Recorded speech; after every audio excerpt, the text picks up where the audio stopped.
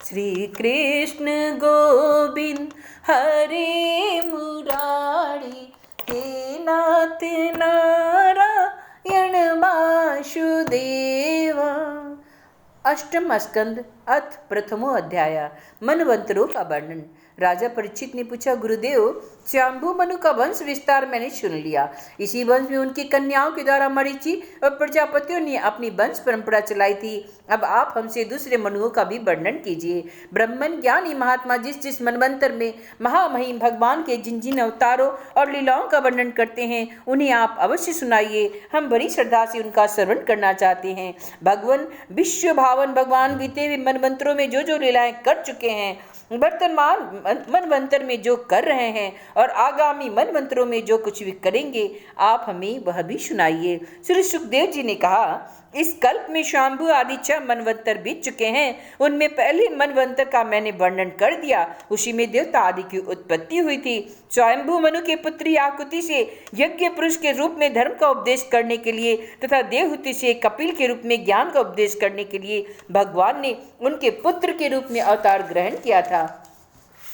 परीक्षित, भगवान कपिल का वर्णन मैं पहले ही तीसरे स्कंद में कर चुका हूँ। अब भगवान यज्ञ पुरुष ने आकुति की गर्भ से अवतार लेकर जो किया उसका वर्णन करता हूँ। हे परीक्षित, भगवान शाम्भू मनु ने समस्त कामनाओं और भोगों से विरक्त होकर राज्य छोड़ दिया। वे अपनी पत्नी शत्रुपा के साथ तपस्या करने के लिए वन में चले गए।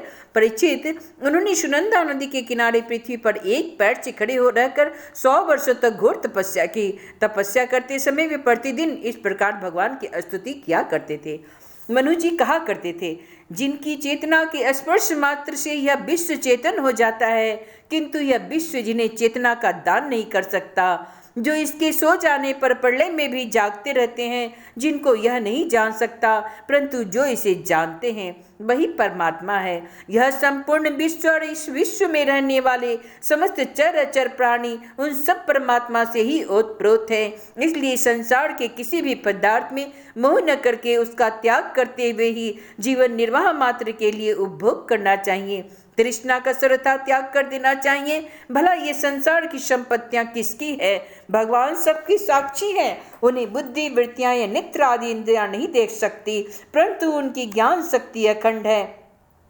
समस्त प्राणियों के हृदय में रहने वाले उन्हीं स्वयं प्रकाश असंग परमात्मा की शरण ग्रहण करो, जिनका न आदि है न अंत है, फिर मध्य तो होगा ही कहा, जिनका न कोई अपना है न कोई पराया है, न कोई बाहर है न भीतर है। वे विश्व के आदि अंत मध्य अपने पराये बाहर और भीतर सब कुछ है। उन्हीं की सत्ता से विश्व की सत्ता है। वही अनंत वास्तविक सत्य पर ब्रह्म है। वही परमात्मा विश्व रूप है। उनके अनंत नाम हैं। वे सर्वशक्तिमान सत्य प्रकाश अजन्मा और पुराण पुरुष है। वे अपनी माया शक्ति के द्वारा ही विश्व सृष्टि के जन्म आदि को स्वीकार कर लेते हैं और अपनी विद्या शक्ति के द्वारा उसका त्याग करके निष्क्रिय सत्व स्वरूप मात्र रहते हैं। इसी से ऋषि मुनि नैष्कर्म में स्थिति अर्थात ब्रह्म से एकत्व प्राप्त करने के लिए पहले कर्म योग का अनुष्ठान करते हैं। प्रायः कर्म करने वाला पुरुष ही अंत में निष्क्रिय होकर कर्मों से छुट्टी पा लेता है। यूं तो सर्वशक्तिमान भगवान भी कर्म करते हैं, परंतु वे आत्मलाभ से पूर्ण काम होने के कारण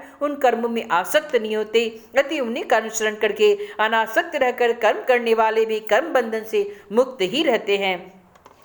भगवान ज्ञान स्वरूप है, इसलिए उनमें अहंकार का लेश भी नहीं है। वे सर्वतः परिपूर्ण है, इसलिए उन्हें किसी वस्तु की कामना नहीं है। वे बिना किसी की प्रेरणा के स्वच्छंद रूप से ही कर्म करते हैं। वे अपनी ही बनाई हुई मर्यादा में स्थित रहकर अपने कर्मों के द्वारा मनुष्यों को शिक्षा देते हैं। वे ही समस्त धर्मों के प्रवर्तक और उनके जीवन दाता है। मैं उन्हीं प्रभु की शरण में हूँ। श्री सुखदेव जी कहते हैं, हे परीक्षित, एक बार स्वयंभू मनु एकाग्र चित्त से इस मंत्र में उपनिषद स्वरूप श्रुति का पाठ कर रहे थे। उन्हें नींद में अचेत होकर बड़बड़ाते जान भूखे असुर और राक्षस काट डालने के लिए उन पर टूट पड़े। यह देखकर अंतर्यामी भगवान यज्ञ पुरुष अपने पुत्र याम नामक देवताओं के साथ वहां आए। उन्होंने उन खा डालने के निश्चय से आए वे असुरों का संहार कर डाला और फिर वे इंद्र के पद पर प्रतिष्ठित होकर स्वर्ग का शासन करने लगे। परीक्षित, दूसरे मनु हुए शारोचिस। वे अग्नि के पुत्र थे। उनके पुत्रों के नाम थे धूमान, सुसेन और रोचिष्मान आदि। उन मनवंतर में इंद्र का नाम था रोचन। प्रधान देवगन थी तुषित आदि। ऊर्ज स्तंभ आदि वेदवाणी गण सप्त ऋषि थे। उन मनवंतर में वेदशिरा नाम के ऋषि की पत्नी तुषिता थी। उनके गर्भ से भगवान ने अवतार ग्रहण किया और विभु नाम से प्रसिद्ध हुए। भी आजीवन नैष्ठिक ब्रह्मचारी रहे। उन्हीं के आचरण से शिक्षा ग्रहण करके 88,000 व्रतनिष्ठ ऋषियों ने ही ब्रह्मचर्य व्रत का पालन किया था।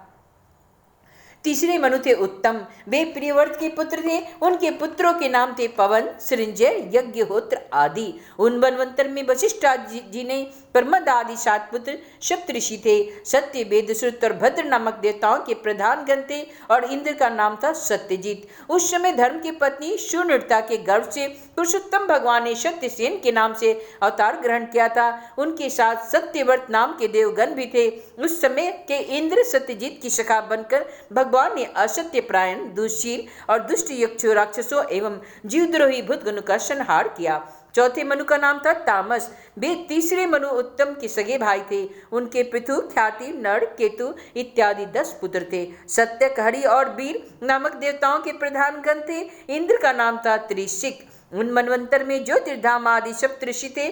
परीक्षित उस तामस नाम के मनवंतर से वैधृति के पुत्र वैधृति नाम के और देवता हुए थे। उन्होंने समय के फेर से नष्ट प्राय वेदों को अपनी शक्ति से बचाया था, इसलिए वे वैधृति कहलाए थे। इस मनवंतर में हरि मेघा ऋषि की पत्नी हरिणी के गर्भ से हरि के रूप में भगवान के अवतार ग्रहण किया था। इसी अवतार में उन्होंने ग्राह से गजेंद्र की रक्षा की थी। राजा परीक्षित ने पूछा, मुनिवर, हम आपसे ये सुनना चाहते हैं कि भगवान ने गजेंद्र को ग्राह के फंद से कैसे छुटाया।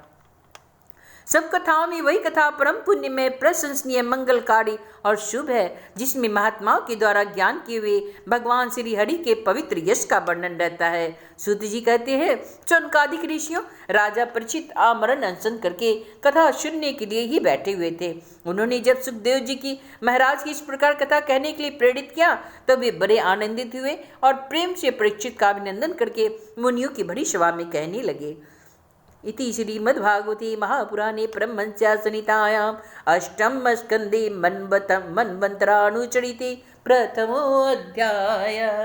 श्रीकृष्ण गोविंद हरे मुरारी, हे नाथ नारायण वासुदेवा।